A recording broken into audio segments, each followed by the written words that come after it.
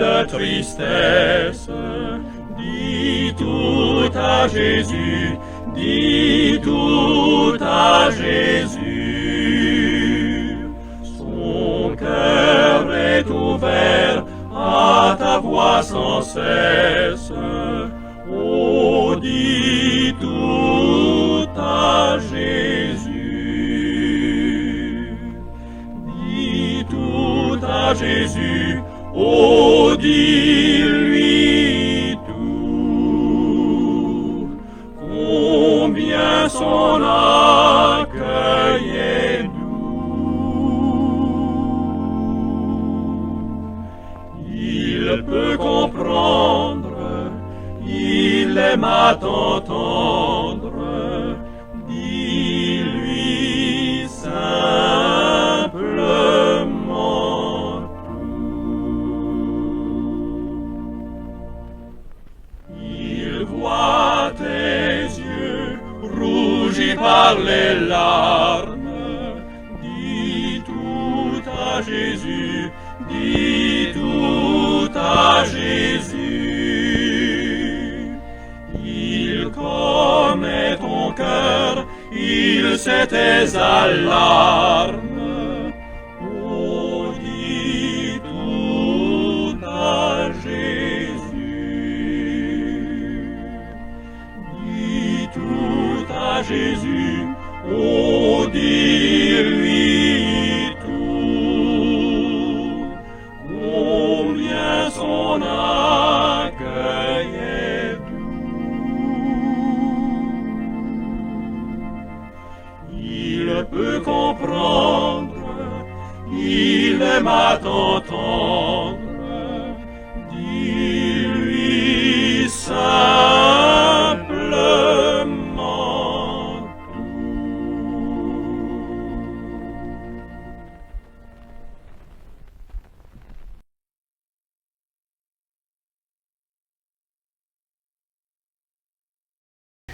Bon matin, bonjour, bien-aimés du Seigneur, soyez bénis.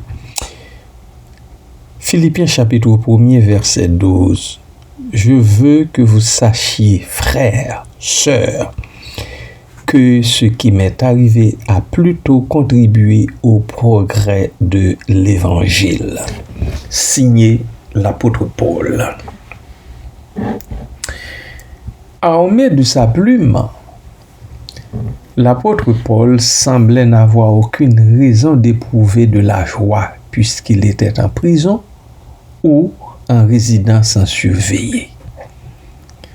Et pourtant, il a écrit ce qui suit. Je veux que vous sachiez, frères, que ce qui m'est arrivé a plutôt contribué au progrès de l'Évangile.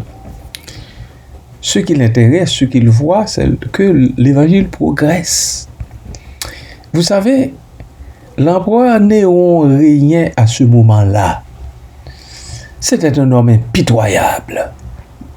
Il devenait de plus en plus connu pour sa violence et sa cruauté. L'histoire en parle en long et en large. Paul aurait eu de quoi s'inquiéter. Il savait aussi que des prédicateurs mal intentionnés profitaient de son absence pour s'approprier toute la gloire.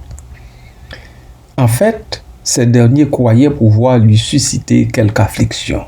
C'est ce que nous lisons au verset 17. Tandis que ceux-là, parlant de ces détracteurs, de ces prédicateurs mal intentionnés, et alors il dit, tandis que ceux-là, animés d'un esprit de dispute, annoncent Christ par des motifs qui ne sont pas purs et avec la pensée de me susciter quelques tribulations dans mes liens.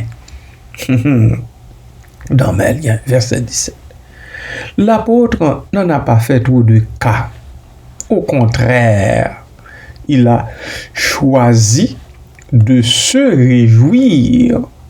Il a choisi de se réjouir. Imaginez. Il a choisi de se réjouir. Les versets 18 à 21 de Philippiens 1 nous parle de cela. Il exhorte même les Philippiens à suivre son exemple. Lisons au moins verset 18 et verset 21. Qu'importe, dit l'apôtre, de toute manière, que ce soit pour l'apparence, c'est parlant des prédicateurs mal intentionnés, dont il vient de parler au verset 17. Alors, au verset 18, il dit qu'importe, de toute manière, que ce soit pour l'apparence, que ce soit sincèrement, Christ n'est pas moins annoncé. Je m'en réjouis et je m'en réjouirai encore. On peut dire qu'il est fou pour Christ. C'est sa vie. Alors, tant pis pour la mort. Verset 21. Car Christ est ma vie et la mort m'est un gain. Bien-aimé, il se pourrait que votre situation soit extrêmement pénible. Mais le Seigneur Jésus est avec vous. Il nous garantit un avenir glorieux. Christ, qui est sorti vainqueur du tombeau, est monté au ciel sous le regard éberlué des disciples. Il reviendra. Il reviendra de la même manière qu'ils l'ont vu allant au ciel. Acte 1er 11. Oh, puissiez-vous, frères et sœurs, vous réjouir en dépit de vos épreuves, car le retour de votre Sauveur n'est pas plus loin que cela. Il essuiera nos larmes et consolera nos cœurs gagnés par la douleur. Êtes-vous en proie aux souffrances et à beaucoup d'injustices personnelles? Vous êtes accablé, ravagé, dévasté, isolé, mis au rencard. Sachez que la vérité de Jésus-Christ peut vous procurer de la joie, beaucoup de joie, dans l'attente de son retour. Ne pleurez pas. Ne pleurez pas, vous dis-je encore, je le répète, ne pleurez pas. Ne pleurez plus. Confiez-vous en Dieu et en votre Sauveur. Il voit vos yeux rougis par les larmes. Dites-lui tout. Il agira pour votre bien-être à tous égards. Bien-être matériel, bien-être spirituel, bien-être moral, bien-être sentimental et j'en passe. Peuple de Dieu, faites confiance à l'Éternel, votre Dieu. Gardez vos yeux fixés encore une fois sur lui, qui est le chef et le consommateur de votre foi.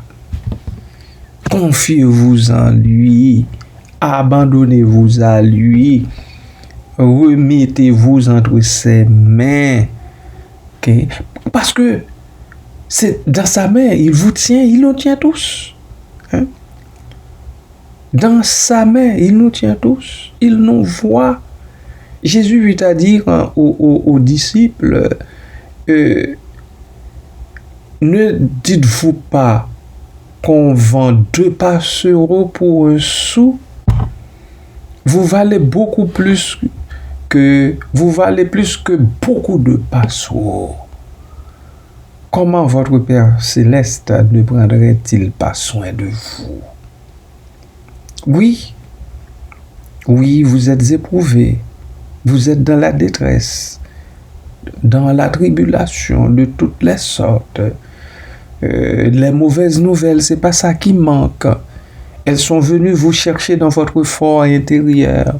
Elles vous accablent, elles vous dévastent. Oui, tout ça.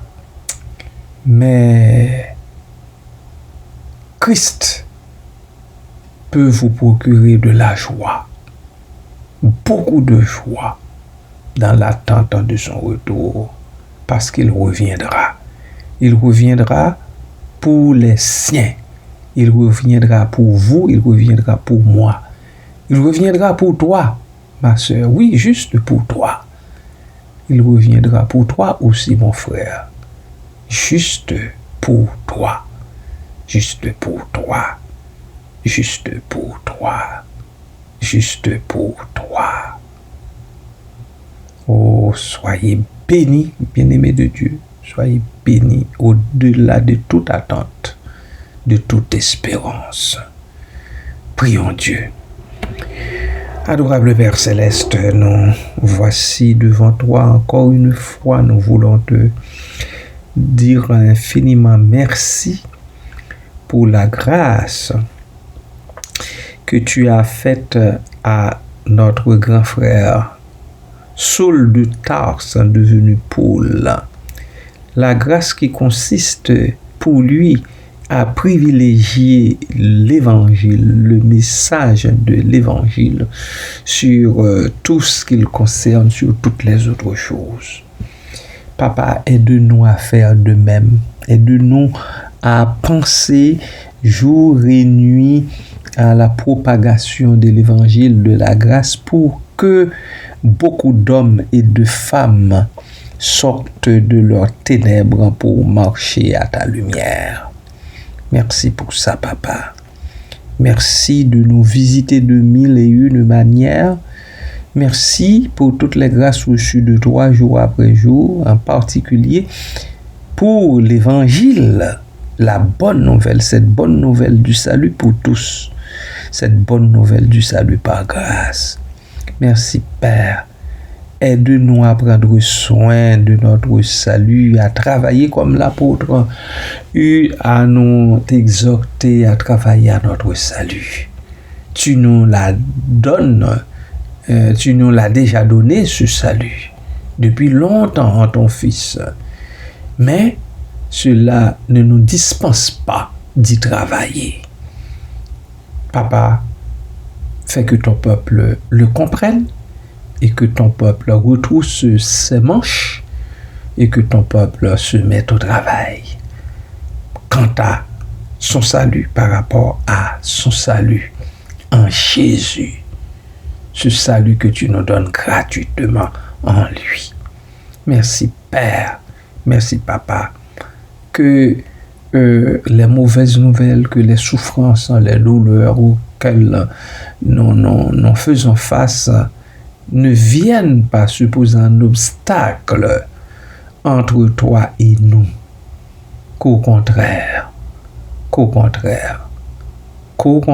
nous luttions de toutes nos forces pour maintenir notre relation avec toi.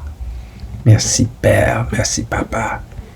Béni soit ton Saint-Nom, béni soit Jésus-Christ, béni soit le Saint-Esprit au siècle des siècles. Amen. Amen.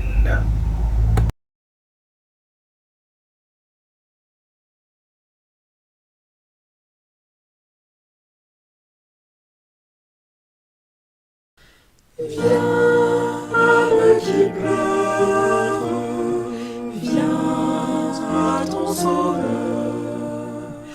Dans tes sombres heures, dis-lui ta douleur. Parle-lui sans crainte, le Seigneur Jésus. Écoute ta plainte, ne pleure plus. Viens par sa tendresse, ce fidèle ami, bannis la tristesse, le doute et l'ennui. Il les console, les cœurs abattus. Crois à sa parole et ne pleure plus. Puis à la menace, annonce à ton tour ta parfaite grâce, le divin amour. Dis-lui qu'elle croit au nom de Jésus, en lui toutes tes joies, on ne pleure plus.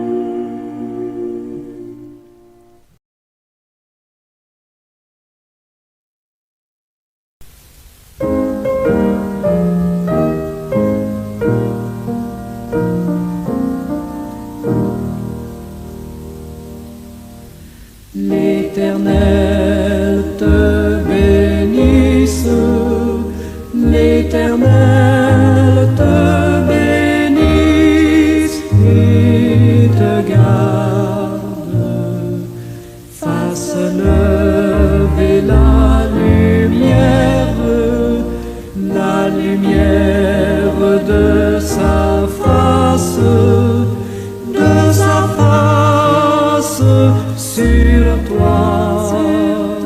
sur toi, use de grâce envers toi et te donne la paix, et te donne la paix.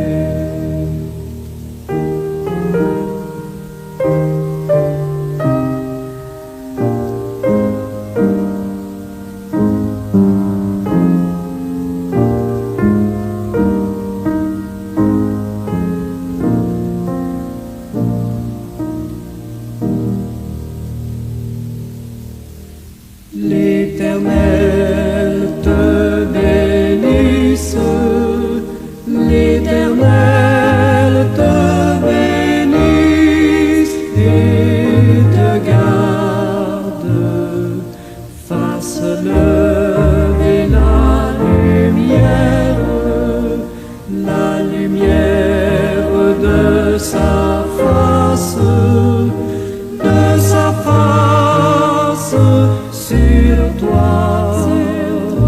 sur toi, use de grâce